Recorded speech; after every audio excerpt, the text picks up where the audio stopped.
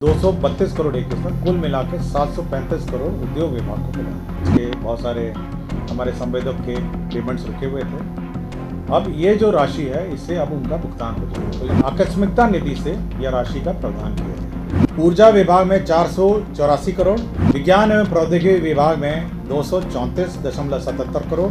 Nitish cabinet की बैठक खत्म होने के बाद 40 बड़े फैसले लिए गए हैं, 40 एजेंडों पर मुहर लगी है। तो वहीं बता दें आपको कि बिहार कैबिनेट ने 2 इथेनॉल प्लांट लगाने को मंजूरी दी है। तो इनमें अनाज के जरिए इथेनॉल बनाया जाएगा। वहीं इनमें जो है मुजफ्फरपुर के मोतीपुर में 141.30 करोड़ की लागत में जो है प्लांट लगेगा। तो वहीं जिससे प्रतिदिन 100 किलो लीटर इथेनॉल का उत्पादन होगा। तो वहीं बता दें आपको कि और 40 एजेंडों पर जो है मुहर लगाई गई है। खबर के मुताबिक बिहार के सभी एमएलए और एमएलसी का वेतन और भत्ता बढ़ गया है। साथ ही इसके सहयोग में काम करने वाले जो पीए हैं उनका भी वेतन बढ़ा दिया गया है। वहीं प्रदेश की कैबिनेट ने इस पर मुहर लगाई है। तो वहीं राज्य सरकार ने केंद्र सरकार से बिना ब्याज का 50 साल के लिए 8,000 करोड़ से ज्यादा का लोन लिया है, जिसकी पहली किस्त के रूप में 4,046 करोड़ की राशि केंद्र सरकार ने जारी कर दी है। वहीं इस राशि को लेकर बजट में प्रावधान नहीं किया गया था, इसलिए आकस्मिकता निधि के रूप में जो है इसे खर्च किया जाएगा। इसके लिए निधि से जो है 3474 करोड़ निकालने की जो संबंधी विभिन्न विभागों के प्रस्तावों को कैबिनेट ने स्वीकृति जो है स्वीकार कर ली है। तो वहीं बता दें आपको कि अब इस राशि से जो है ठेकेदारों और अन्य लोगों के बकाया का भुगतान जो है किया जाएगा। तो वहीं इसकी जानकारी अपर मुख्य सचिव एस सिद्धार्थ ने दी है। वहीं क्या कुछ कह रहे हैं एस सिद्धार्थ, देखें इस वीडियो में। थोड़े ब्रॉड ब्रीफ मैं करना चाहूँगा जिन आंकड़ों पर मंत्रिमंडल ने आज निर्णय लिया है। राज्य सरकार ने कुछ योजनाओं में 50 साल का loan, interest free loan Bharat सरकार से लिया था। उस स्कीम का नाम था scheme for special assistance to capital state for capital investment 2022 and 23। आपको याद होगा कि माननीय वित्त मंत्री भारत सरकार ने अपने बजट भाषण में सभी राज्यों को 1 करोड़ कैपिटल असिस्टेंस के रूप में ऋण देने की घोषणा की थी। और उसी के आलोक में बिहार को 8,046 करोड़ का अलोकेशन या क्रमांकन हुआ था। 8,046 करोड़ का। उस मद में अभी तक हम लोग को पहली किस्त के रूप में 4,029 करोड़ विमुक्त हुआ है। इसमें मुख्य रूप से जो योजनाएं स्वीकृत हैं और जो रिलीजेस हुए हैं, मैं विभागवार पढ़ देता हूं। एनर्जी ऊर्जा विभाग जो वर्तमान में जो संचालित योजनाएं हैं 843 करोड़ से विमुक्त हुए हैं ऊर्जा विभाग के।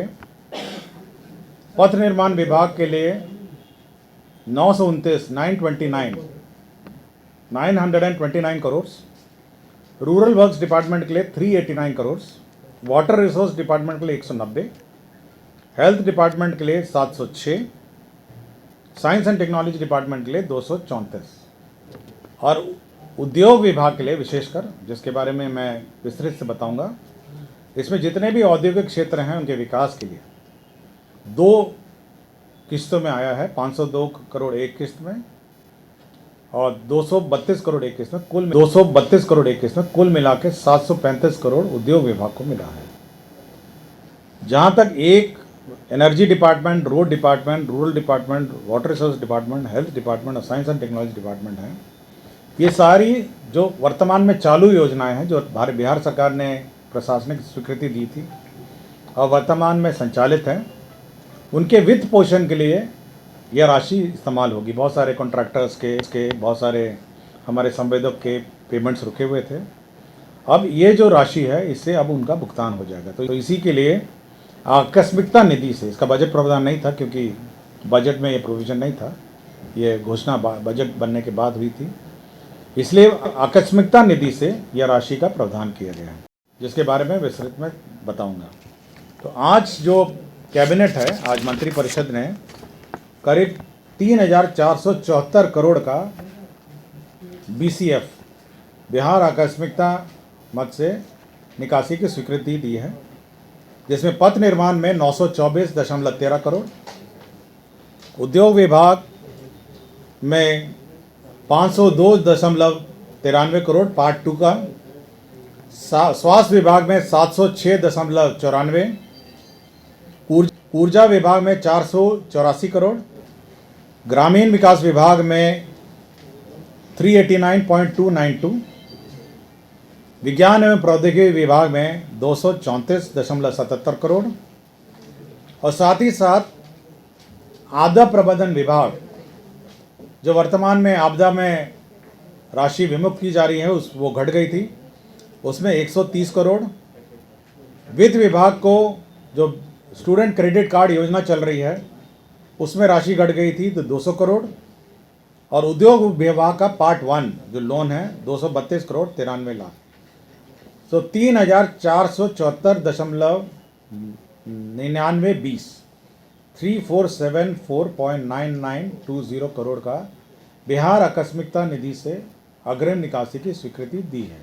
तो ये एक बहुत मैंने ये समेकित कर दिया है, आपको हर कैबिनेट नोट में अलग अलग मिलेगा, लेकिन लिखने के लिए आपको होगा कि कम से कम ये राशि बिहार आकस्मिकता निधि से निकासी की स्वीकृति दी है, जिसमें से विभिन्न योजनाओं के लिए राशि उपलब्ध होगी। तो मैं संक्षेप में अपने कैबिनेट नोट में जाऊंगा। इसमें आपको पता होगा रबी विपणन मौसम 2023-24 में जो अधिप्राप्ति हेतु बिहार राज्य सहकारिता बैंक और राष्ट्रीय सहकारिता विकास निगम, नाबार्ड एवं अन्य वित्तीय संस्थाओं ये 6,000 करोड़ लोन लेने की स्वीकृति दी गई। आपको याद होगा कि हम प्रोक्योरमेंट आज के दिन में राज्य में शुरू हो गया है और प्रोक्योरमेंट के लिए राशि की आवश्यकता होती है, तो प्रोक्योरमेंट के लिए 6,000 करोड़ की राशि ऋण के रूप में विभिन्न संस्थाओं से लेने का निर्णय लिया गया और इसके लिए राज्य सरकार ने गारंटी दी है। तो ये महत्वपूर्ण एजेंडा है सहकारिता विभाग का। ये जो हमारे खरीफ मौसम में जो फसल का विपणन है और रबी मौसम के विपणन का है, क्षेत्र का विकास के लिए 465.86 करोड़ का आकस्मिक निधि से ये निकासी के लिए स्वीकृति दी है, और इसमें करीब 17 योजनाएं की स्वीकृति दी है। इसमें 17 योजना है। औद्योगिक क्षेत्र का विकास फतुहा का है, समस्तीपुर औद्योगिक क्षेत्र का है, इसमें मुरारपुर, दागोदरपुर, मुजफ्फरपुर का है, औद्योगिक क्षेत्र विकास बरियारपुर मुजफ्फरपुर का है, पानापुर मुजफ्फरपुर का है, बिशनपुर मुजफ्फरपुर का है, महाबल मुजफ्फरपुर का है, export promotion industrial park Hajipur Vaishali industrial area का है, औद्योगिक विकास केंद्र मरंगा का है, औद्योगिक क्षेत्र का विकास गुरारू का है, औद्योगिक क्षेत्र का विकास गया का है, औद्योगिक क्षेत्र विकास दोनार है दरभंगा में उसका है, नवानगर बक्सर का है, और आईटी इंक्यूबेशन सेंटर पटना का है पाटलिपुत्र औद्योगिक क्षेत्र में, और बीएसएफसी भवन बीएसएफसी का जो पटना में भवन है उसमें स्टार्टअप हब बन रहा है, स्टार्टअप व्यापार केंद्र स्टार्टअप हब बन रहा है और बड़ी राशि है उसमें 29 करोड़ 38 लाख की राशि है, बहुत बड़ा मेजर स्टार्टअप हब बन रहा है। इन्वेस्टमेंट प्रमोशन कॉम्प्लेक्स पटना में 5 करोड़ 47 का है, और पूर्णिया और मुजफ्फरपुर में खादी मॉल है। तो ये बहुत महत्वपूर्ण निर्णय है जो हमारे राज्य में औद्योगिक विकास के लिए 465.86 करोड़ है। ये आकस्मिकता निधि 93 करोड़ का ये फिर से इसी 50 साल वाले लोन कंपोनेंट में है, और इसमें विभिन्न औद्योगिक क्षेत्र के विकास का है। पाटलिपुत्र औद्योगिक क्षेत्र पटना का है विकास, सिकंदरपुर औद्योगिक क्षेत्र पटना का विकास है, इसमें भागलपुर बरारी भागलपुर का विकास है, हाजीपुर वैशाली औद्योगिक क्षेत्र इसका विकास है, कुमारबाग पश्चिम चंपारण औद्योगिक क्षेत्र का विकास है, बीटा फेज 2 औद्योगिक क्षेत्र का विकास है, मुजफ्फरपुर औद्योगिक क्षेत्र का विकास है। ये है 23 है ना, 23 होगा, ये 21 या 22 में होगा, देखिएगा ना। आप इधर सुनिए, आप मतलब आप इधर ध्यान दीजिए, क्योंकि मैं समेकित रूप से समेकित कर दिया मैं। सकरी में है, ये डिटेल उसमें नहीं है, आप इसको डिटेल नहीं, मैं डिटेल पढ़ रहा हूँ। सिवान औद्योगिक क्षेत्र का है, न्यू सिवान, हथुआ, लोहट, बेगूसराय, फिर भूअर्जन का है, और नगर लॉजिस्टिक विकास कार्य का है, और पीएम गतिशील डाटा सेंटर का है। तो ये औद्योगिक क्षेत्र के विकास का है, जिसमें उसके बाउंड्री हैं, उसके रोड हैं, उसके नाले हैं, जो विभिन्न औद्योगिक क्षेत्र के विकास के लिए ये राशि आवंटित की गई है।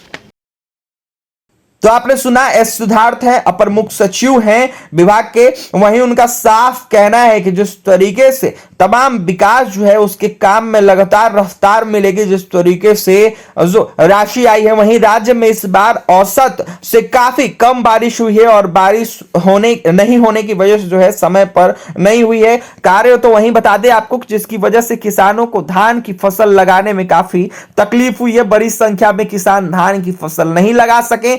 इसके अलावा जो है तमाम बातें उन्होंने कही है। वहीं कितने करोड़ रुपए आए हैं और कितने करोड़ रुपए खर्च हो गए, कहां कहां प्लांट लगेगा, और तमाम बातें जो है वो उन्होंने बताई है। वहीं एमएलए एमएलसी की जो वेतन है वो बढ़ गई है, तो वहीं उनके पीए जो है उनकी भी वेतन बढ़ गई है। तो वहीं बता दें आपको कि बिहार कैबिनेट 40 एजेंडों पर जो है मुहर लगाई है। इथेनॉल प्लांट लगाने की मंजूरी भी दी गई है, जहां पर 2 प्लांट लगना है बिहार में। इनमें से अनाज के जरिए इथेनॉल बनाया जाएगा। वहीं इससे मुजफ्फरपुर के मोतीपुर में 141.30 करोड़ की लागत से प्लांट लगेगा। तो वहीं बता दें आपको कि जिससे प्रति 100 किलोलीटर इथेनॉल का उत्पादन होगा। ऐसे ही गोपालगंज में 75 किलोलीटर क्षमता वाला प्लांट लगाया जाएगा, जिसे जो है कहीं ना कहीं 30 करोड़ से ज्यादा की लागत आएगी। तो वहीं बता दें आपको कि राज्य सरकार ने उपभोक्ता संरक्षण विभाग के जरिए मिलने वाले राशन को लेकर बड़ा फैसला लिया है। अभी तक पास मशीन के जरिए राशन बांटा जाता था, वहीं जिससे जो तौली है